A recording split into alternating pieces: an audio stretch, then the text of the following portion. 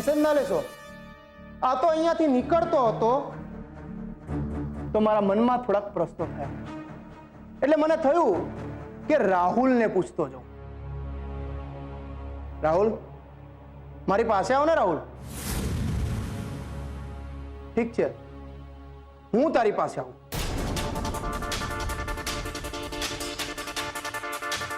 રાહુલ, ડાયા છોકરાની જેમ બોલી જા કે 5 લાખ રૂપિયા ક્યાં છે? આ શું બોલી રહ્યા છો ઇન્સ્પેક્ટર સાહેબ? ના ના રાહુલ, તું કઈ બોલ ને, ચૂપ કેમ છે? સાહેબ, મારા દીકરાએ કાંઈ જ નથી કર્યું, તમે મારો વિશ્વાસ કરો. એણે ચોરી નથી કરી, એ ચોર નથી. એમ? એ તો ખાલી ટી સ્ટોલમાં આગ લગાવી શકે. કેમ રાહુલ? સાહેબ, તમે આમ મશ્કરી ના ઉડાવો. તો સિરિયસલી પૂછી લઉં.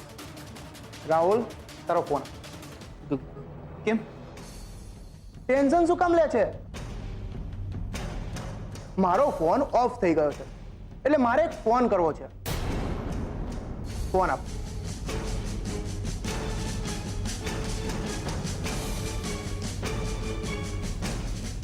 અચ્છા, લેટેસ્ટ ફોન. લાવું બતાવ. અચ્છા, એટલે તું મને શીખવાડીશ? બોલ બોલ, દીનુ કાકા ક્યાં છે? બોલ. અરે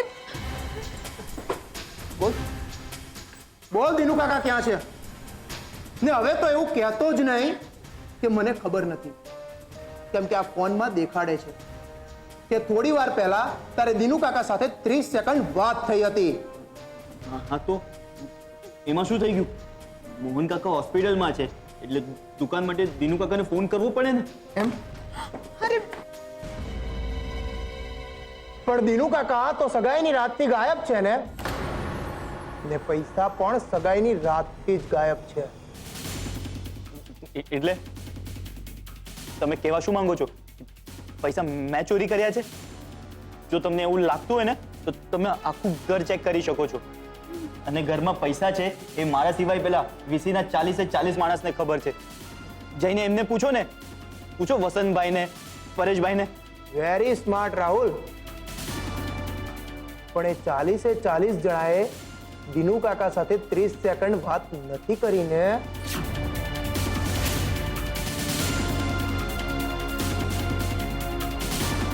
એટલે જ હું તારો ફોન લઈ જઉં છું. તે દીનુ કાકા સાથે શું વાત કરી, શું ડીલ કરી, એ બધી ડિટેલ કાઢીને હું તારો ફોન પાછો આપી દઈશ.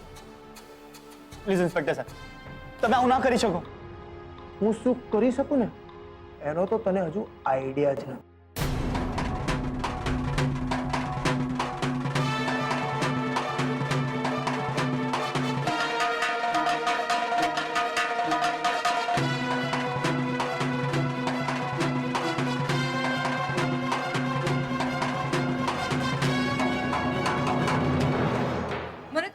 ગુસ્સો આવે છે કે રાહુલ એ જ લાગનો છે. ઇન્સ્પેક્ટર રાણા એને ત્યાં જ બે લાફા મારી દીધા હોત ને તો રાહુલ પોપટની જેમ બોલવા લાગ્યો હોત. એ જે પણ હોય, પણ એકવાર આપણને આપણા પૈસા મળી જાય ને એટલે આ રાહુલ નામની વાર્તા બંધ કરી દેજો, નહીતર બાપ બૂમ બરાડા કરી મૂકશે. નહીં કરે. તે જોયું નહીં મમ્મી, બામાં કેટલો બદલાવ આવ્યો છે. તું જોજે, આ વખતે બા રાહુલનો સાથ નહીં આપે, કારણ કે આ વખતે સવાલ એમના પોતાના દીકરાના જીવનો છે ને બા પાસે બીજો કોઈ વિકલ્પ નથી. મમ્મી ડોક્ટર, પણ એક બીજો ઓપિનિયન લેવામાં પ્રોબ્લેમ શું છે? અને તમે જે બ્રેન સ્ટ્રોકની દવા આપી છે ને ઇન્ટરનેટ પ્રમાણે બરાબર નથી. એમ તો એક કામ કરો, ઇન્ટરનેટને જઈને જ કહો કે તમારા પપ્પાજીનું ઓપરેશન કરે. અને હા, જો બીપી ડાઉન થઈ જાય કે વધી જાય તો મારી પાસે ના આવતા. ડોક્ટર, પણ તમે આવું કેવી રીતે કહી શકો? તમે જ્યારે ઇન્જેક્શન માર્યું હતું ને ત્યારે તમે કીધું હતું કે 12 કલાકમાં ફરક પડી જશે. 12 ના 22 કલાક થઈ ગયા પણ કશો જ ફરક નથી પડ્યો. અમે સવાલ તો કરી શકીએ ને. કિંચલબેન, સમજાવો અમને. ડોક્ટર સાંભળો, મેં 12 કલાકની પોસિબિલિટી કહી હતી.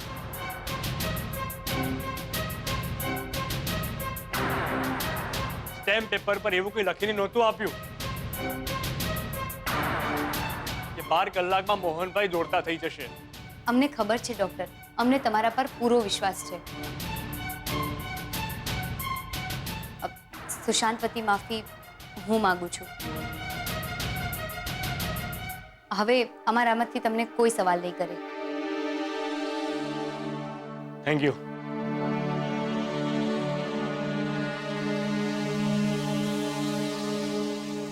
તારે મારા વતી માફી માંગવાની શી જરૂર હતી?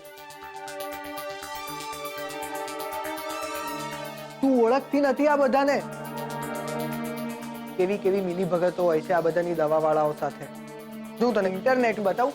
પ્લીઝ, શું કામ કારણ વગરના ઇશ્યુ ઊભા કરે છે? ડોક્ટરનું કામ કરવા દે ને. ઓકે ફાઇન, મારે શું છે? બગાડો પૈસા.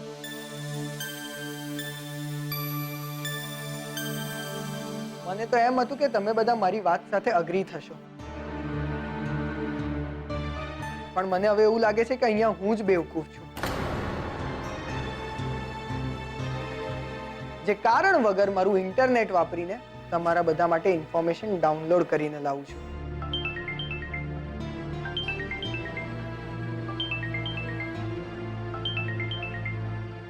એક્સક્યુઝ મી, હું આવું. હું સાથે આવું છું. ના, હું બસ ગયો અને આવ્યો. હલો, હા બસ 2 મિનિટમાં આવું જ છું.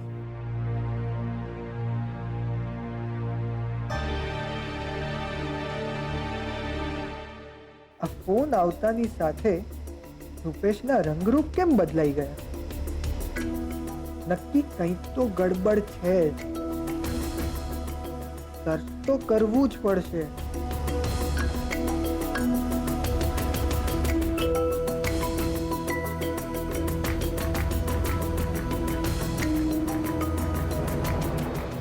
સેજલ, તું શું વિચારે છે?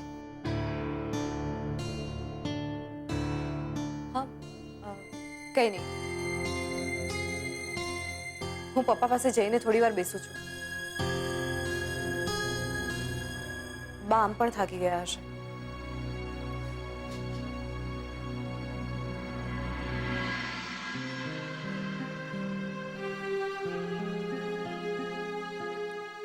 બા, મને લાગે છે તમારે ઘરે જવું જોઈએ.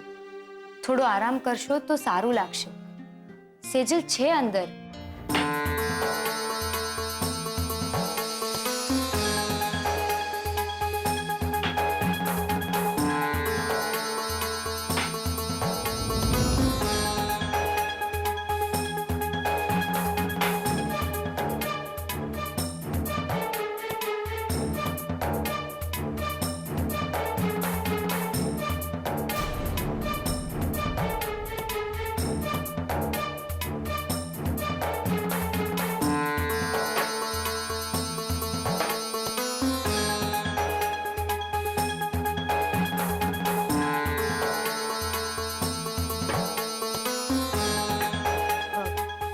ભીમજી હતા, તમે આય?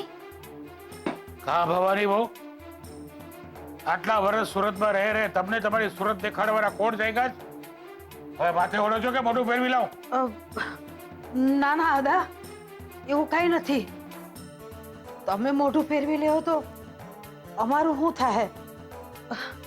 બેહો ને ભીમજી દાદા, માફ કરજો. સુખી થાઓ, સુખી રહેજો.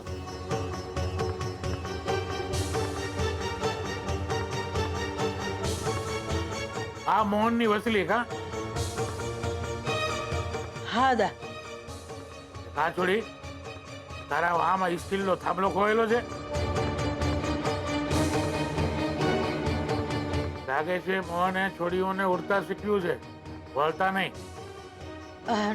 ના ના દાદા, એવું નથી. એ તમને ઓળખતી નથી ને એટલે. ચલ બેટા, ભીમજી દાદા રાજકોટ વાળા, પગેલા જ દીકરા.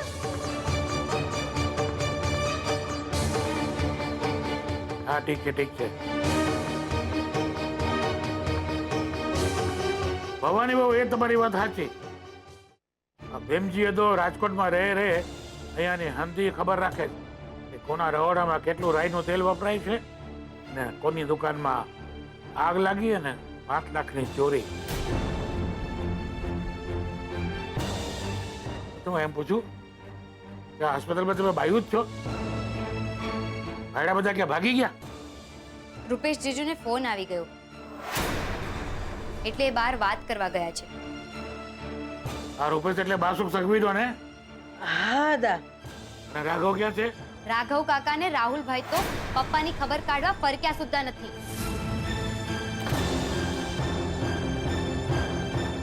ભવાની ચૂપ ચૂપ ભવાની. આટલા વર્ષે તમને પરણે આ ઘરમાં છતાં એટલી ખબર નથી પડતી કે ભાઈડાની જે વરતવાથી છે ને ભાઈડા નથી થઈ જવાતો.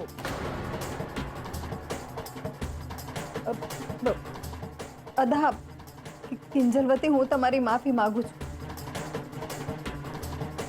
એ નાની છે ને એટલે એને ભાન નથી પડતું કે બે મોટા વાત કરતા હોય તો વચ્ચે ના બોલાય. માફી. ઠીક છે, ધ્યાન રાખજે છોરી. 2-4 રંગીન પીછા ખોસી દેવાથી કાગડો છે ને એ મોર નથી બની જતો, સમજી? આ ભાઈડાની જેમ બંડી પહેરવાથી કે 1-2 દિવસ ગલ્લે બેસવાથી તો ઘરનો બબી નથી બની જવાની. અને સાંભળો ભવાની બહુ, રાઘવ અને રાહુલને કહેજો કે મને મોહનના સમાચાર આપતો રહે. અને રાઘવ અને રાહુલ જ સમાચાર આપે, સમજી ગયા? તમને હંધાઈની ખબર લેતા આવડે છે.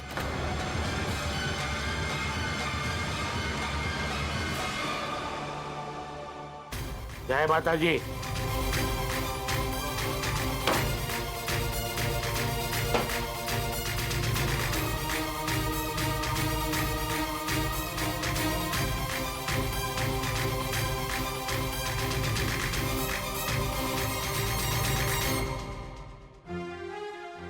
આ કોણ છે મમ્મી? આમ અચાનકથી આવીને આટલી જોકમી કેમ કરી રહ્યા છે? તને કહ્યું ને કિંજલ કે ભીમજી અદા છે અને એમનો સ્વભાવ થોડો જૂનવાણી છે. એટલે બીજી વાર આવે ને ત્યારે તારી લૂલીને કાબુમાં રાખજે, નહીં તો કેવું વહુ ને અને સંભળાવું હાહુ ને એમ તારા કારણે ભવાની વહુ ચૂપ, એકદમ ચૂપ એમ બોયલે રાખશે. આ તો હારું થયું કે તારી વાત મારીને હું ઘરે ન ગઈ, ન તો તારા અને ભીમજી અદા વચ્ચે આમ હુલ્લડ ફાટી નીકળ્યું હોત.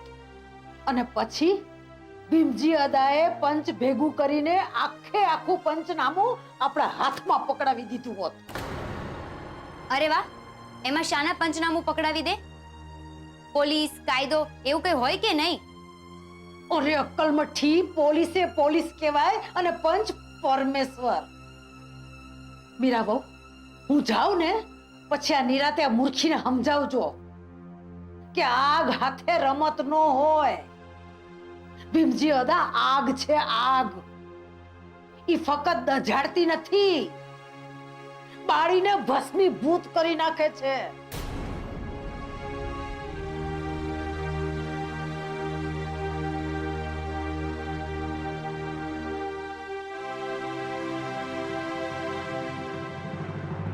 અરે તમારા માણસને 3 લાખ રૂપિયા આપ્યા તમે, મળ્યા કે નહીં તમને? શું આજે મળ્યા છે? અચ્છા, એ માણસ તમને કહેવાનું ભૂલી ગયો હતો એમ? અરે આમાં છેલ્લા 2 દિવસથી મારું બીપી કેટલું હાઈ થઈ ગયું હતું ખબર છે તમને? અહીંયા શું કરે છે? એ બધી વાત જવા દો તમે, અને હવે બને એટલું જલ્દી કામ શરૂ કરી દો બસ. એટલે તમે ચિંતા નહીં કરો, 2 લાખની વ્યવસ્થા હું કરું જ છું. હા હા હા, અને હા એટલે 3 લાખની રસીદ મોકલાવી દેજો. હા, ઓકે ઓકે ઓકે, સારું. બે કોણ છે? ઉત્કર્ષ તું? ઉત્કર્ષ, હું તને જ ફોન કરવાનો હતો. ગેસ વોટ, એક ગુડ ન્યૂઝ છે. કેવી ગુડ ન્યૂઝ? પેલા એપ ડિઝાઇનર હતા ને, એને આપણે 3 લાખનું સિગ્નલ આપી દીધું છે. ગ્રેટ યાર, એટલે હવે ખાલી 2 લાખની વ્યવસ્થા કરવાની રહી. હા, પણ ઉત્કર્ષ, આ બધી ક્રેડિટ્સ તને જાય છે. હા, તે જો સગાઈના દિવસે 3 લાખની વ્યવસ્થા ના કરી હોત ને તો મારો બિઝનેસ સ્ટાર્ટ જ ના થઈ શક્યો હોત. ઓ માય ગોડ, એટલે કે 5 લાખની ચોરી ઉત્કર્ષે કરી છે? અને એ પણ રૂપેશ માટે. તું ચિંતા ના કર રૂપેશ, ગમે તે કરવું પડે, ચોરી ચકારી ઘાલમેલ, તારા માટે કઈ પણ દોસ્ત. એમ ચોરી ચકારી ઘાલમેલ કંઈ પણ દોસ્ત. હવે તું જો મગાઈ પાન, હું તારી કેવી હાલત કરાવું. દીનુ કાકાને ગાયબ કરીને જલસા કરવા છે તારે ને તારા દોસ્તારે. કિંજલ સૂતી છે, હું કિંજલને ત્રાસ આપું છું. હવે ખબર પડશે કે ઇન્સ્પેક્ટર રાણા તને કેવો ત્રાસ આપે છે ને કેવા કઢાવે છે 5 લાખ. ક્યાંથી કાઢું 5 લાખ રૂપિયા મમ્મી? મારી પાસે પૈસા જ નથી તો ક્યાંથી લાવું? ખોટું નહીં બોલ રાહુલ. તારે તારી અમેરિકાની કંપની માટે 5 લાખની જરૂર હતી. તે જ કહ્યું હતું ને? તું સાચું બોલો. ખા મારા સમ અને કહી દે કે પૈસા ક્યાં છે. અરે મમ્મી, કીધું ને મેં 5 લાખ રૂપિયા નથી લીધા. તું કે તો હું ગીતા પર હાથ મૂકવા તૈયાર છું. નથી મારી પાસે પૈસા. હા તો પેલા દીનુ કાકા પાસે હશે. સગાઈના દિવસે તે અને દીનુ કાકાએ મળીને જ ચોરી કરી હતી ને? સાચું બોલ. જો હું તારી માં છું, મારાથી કોઈ વાત તું નહીં છુપાવી શકે. સાચું બોલ. તે અને દીનુ કાકાએ મળીને જ આ પ્લાન કર્યો તો ને? બોલ. હા, મારો ને દીનુ કાકાનો પ્લાન હતો કે 5 લાખ રૂપિયા લઈને છુમંતર થઈ જવું. તારે પોલીસ પાસે જવું છે ને, તો જા, જઈને કહી દે કે આ બધી કરતૂત મારી હતી, એટલે મને જેલ ભેગો કરીને તારા કલેજાને ઠંડક મળે. મારા કલેજાને ઠંડક મળે? મારા કલેજાને?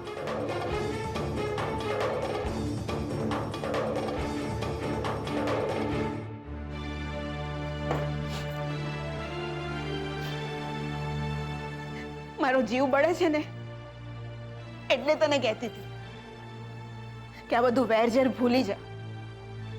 દુકાનના વાયર કાપી નાખવા, પાસપોર્ટના પાના ફાડી નાખવા, આ બધું કરવાથી દુકાન તારી નથી થઈ જવાની. અરે બેન દીકરીઓના હક પર જે તરાપ મારે એને તો નરકમાં જગ્યા નથી મળતી. અને તને જેલમાં જગ્યા મળે ને તોય બહુ છે.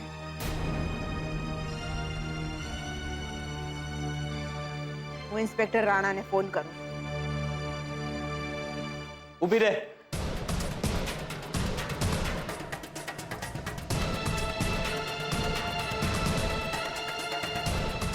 ઇન્સ્પેક્ટરને ફોન કરવાની જરૂર નથી. જો મમ્મી, તારે માનવું હોય તો માન, ના માનવું હોય તો ના માન, પણ હકીકત એ છે કે 5 લાખ રૂપિયા મેં નથી લીધા. હું તારા નહીં, મારા સમ ખાવા તૈયાર છું. આ મને જોતા હતા 5 લાખ રૂપિયા.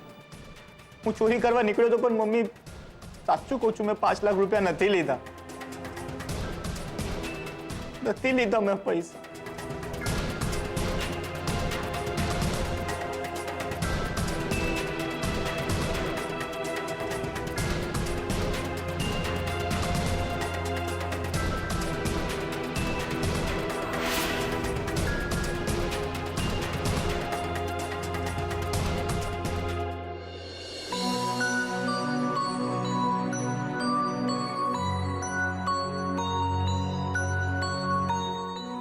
શું થયું સેજલ? પપ્પાના શરીરમાં કોઈ હલનચલન થઈ? ના, પણ નર્સે કહ્યું કે કોઈ મળવા માટે આવ્યું હતું અને એ બહુ વિચિત્ર રીતે વર્તી રહ્યું હતું. કોણ હતું મમ્મી? રાજકોટથી કોઈ ભીમજી અદા આવ્યા હતા. અને તને ખબર છે સેજલ, એ તો ભવાની બા કરતા પણ 2 ડગલા આગળ છે. કિંજલ, મેં તને કહ્યું ને કે દરેકની પોતપોતાની માન્યતા હોય. તારા પપ્પા દીકરા દીકરીના ભેદમાં નથી માનતા અને એ લોકો હજુ પણ માને છે તો માને છે. હવે જવા દે ને એમને. ક્યાંથી જવા દો મમ્મી? રાહુલભાઈ અને રાઘવ કાકા પપ્પાની તબિયતના સમાચાર એમને આપશે. ક્યાંથી આપશે? એ લોકો એક વખત પણ પપ્પાની ખબર કાઢવા આવ્યા છે? ને પાછા ભીમજી અદા કહે છે કે મને બધાની ખબર લેતા આવડે છે. મીરાબેન,